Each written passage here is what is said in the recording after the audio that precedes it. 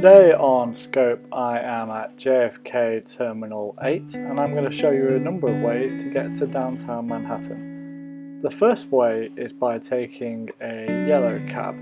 As you can see, when you come out of the arrivals area at Terminal 8, all you need to do is come outside, follow the taxi signs, cross over one roadway and take a left and you will find the taxi. The taxi option is the most expensive, but it's also the easiest, considering you can just come straight out of the terminal. You don't have to book a car with an app. You can just jump in one of the yellow cabs. In a similar way to picking up a yellow cab, you can order your ride-sharing car to one of the passenger pickup areas which are located just outside the terminals at JFK. In this example at Terminal 8, they are labelled A, B and C. Ride sharing is not much harder than taking a taxi and can be significantly cheaper depending on which provider you use. You can jump in a ride sharing service as long as you've booked it if you just come outside each of the terminals and make your way to one of the passenger pickup points. The final option I will show you to get to Manhattan from JFK is by taking the Airtrain and subway. From the arrivals area, you will want to follow the signs to the Airtrain. At Terminal 8, this involves taking a left and going up a lift or elevator to the second story and following a pathway to the Airtrain station.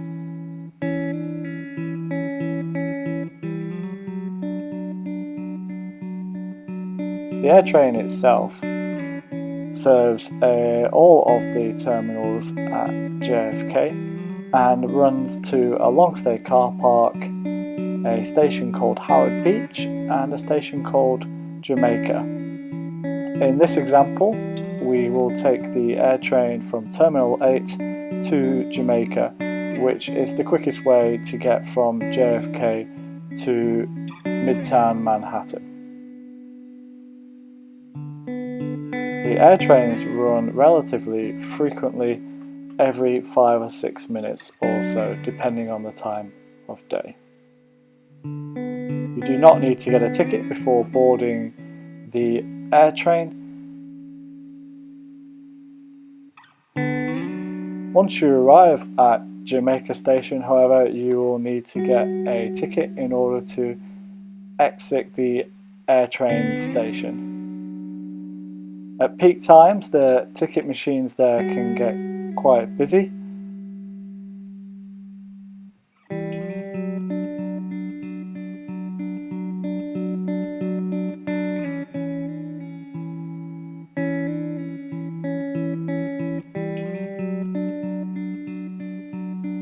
So here we are getting a Metro card, which is the ticket you will need to pay for the Airtrain and to get the subway. Just remember to dip your credit card quickly into the machine when purchasing your ticket, rather than leaving it in there and entering your PIN, which is what you do in Europe. Having bought your ticket and gone through the ticket styles, you will want to follow the signs to the subway and the E-line. The path to the subway takes you across the station to a lift or elevator, which takes you down to the subway level.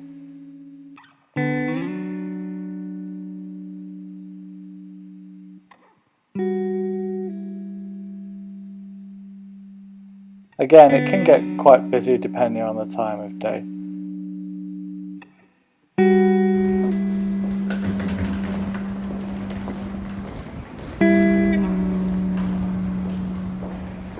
So we've made our way to Jamaica Station and now it's time to get on the E-Train subway to downtown Manhattan.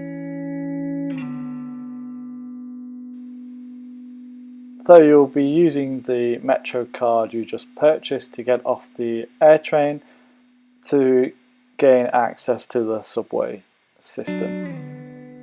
You just swipe the magnetic strip through the machine. Then you'll want to follow the signs to the E-train, which is just down one floor on the escalator. The trains to Manhattan come from the right hand side, and because it's the beginning of the line, they tend to be rather empty.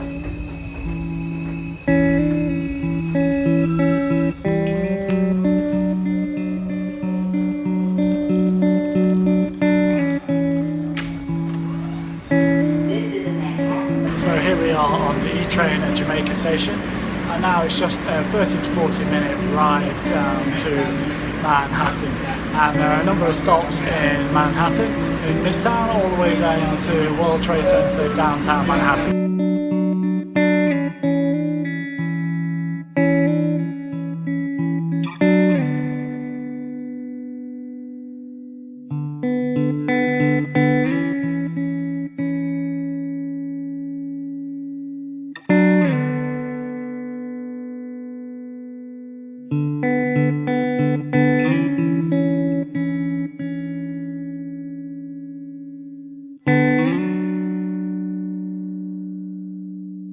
So I've just got off the E-subway here at 53rd Street and 5th Avenue, having had a comfortable 30-minute subway ride down to Manhattan. So I really recommend the subway as a cheap option, and depending on traffic it can actually be the quickest option too. I hope you enjoyed this scope guide, and please look out for similar guides on my channel.